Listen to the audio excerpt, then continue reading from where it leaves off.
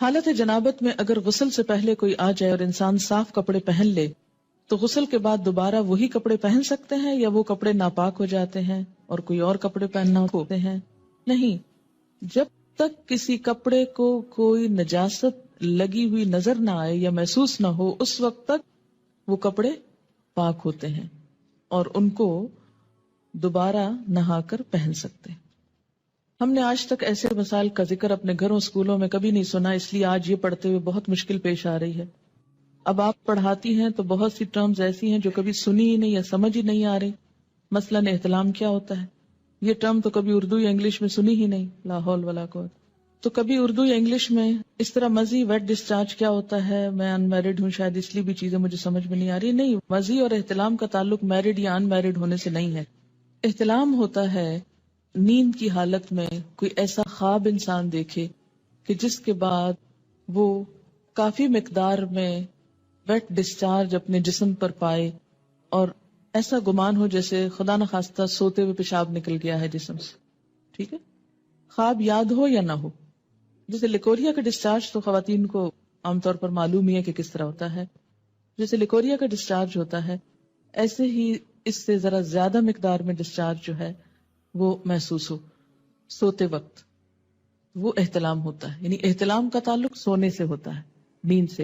ایک صحابیہ ہیں، وہ حضور صلی اللہ علیہ وسلم کے پاس یہی مسئلہ لے کر آئیں، کہنے لگی اے اللہ کے رسول صلی اللہ علیہ وسلم، کیا عورتوں کو بھی احتلام ہو سکتا ہے؟ یعنی عموماً یہ مردوں کو ہوتا ہے لیکن کیا عورتوں کو بھی ہو سکتا ہے؟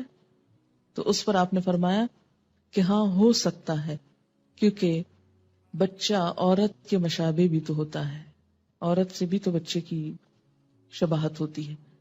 ٹھیک ہے، تو سیکشل انٹرکورس کے بغیر اگر نیند کی حالت میں کوئی خواب دیکھنے یا نہ دیکھنے پر ایسا پانی انسان دیکھے کہ جو زیادہ مقدار میں ہو، عام نارمل روٹین میں جیسے لیکوریا وغیرہ تھوڑا بہت سپاٹنگ ہو گئی، وہ نہیں، زیادہ مقدار میں، اس کو احتلام کہتے ہیں۔ اس سے انسان ناپاک ہو جاتا ہے۔ اور بعض اوقات ہو سکتا ہے کہ کسی خاتون کو کبھی بھی ایسی کیفیت نہ ہوئی ہو، بسا اوقات جسمانی کیفیت، آب و ہوا، کئی چیزیں انسان کے مزاج میں اثر ڈالتی ہیں، تو بعض لوگوں کو ایسی تکلیف ہو سکتی ہے۔ اگر کسی کے ساتھ ایسا نہیں ہوا تو وہ پریشان نہ ہو کہ میں تو شاید اب نارمل انسان ہوں، نہیں، اٹ ڈیپینڈس۔ مزی عام طور پر لفظ جو ہے یہ ویٹ ڈسچارج جیسے لیکوریا ہوتا ہے ایسے ہی ہوتا ہے، لیکن یہ جاگتے ہوئے ہوتا ہے، یہ نیند کی حالت میں نہیں، یہ جاگنے کی حالت میں ہوتا ہے۔ اور اس میں عموماً ایسا ہوتا ہے کہ مثلاً کوئی ایسا سین آپ نے دیکھا ہے ٹیلی ویژن میں، یا ایسی کوئی کتاب پڑھی ہے، یا کوئی بھی ایسی چیز کہ جس سے جسم کے اندر خلل آتا ہے، یعنی انسان کے ایموشنز جو ہیں وہ ڈسٹرب ہوتے ہیں، تو ایموشنز کے فرق سے یہ ڈسچارج ہوتا ہے۔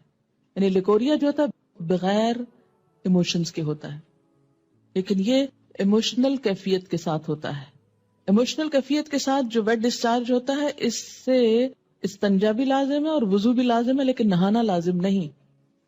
وہ بھی ہو سکتا ہے، کوئی سائیکولوجیکل پرابلم ہو سکتا ہے یا کچھ بھی، اس کو نام دے سکتے ہیں، لیکن مزی میں لفظ آپ یوں سمجھے جیسے مزہ لفظ ہے نا، یہ اسی سے نکلا ہے یہ لفظ۔ ٹھیک ہے، ایک بچی کی ریسنٹلی شادی ہوئی، اس نے ایک میل مجھ کو کی، وہ اس قدر بیچاری پریشان، چھوٹی سی عمر کی بچی تھی، شادی ہوگی، اس کو شاید پہلے سے کسی نے کچھ نہیں بتایا، نہ ماں بتاتی نہ کوئی اور، جو ضروری چیز ہے وہ کوئی نہیں بتاتا، اور فضول میں بہت کچھ پڑھ لیتے۔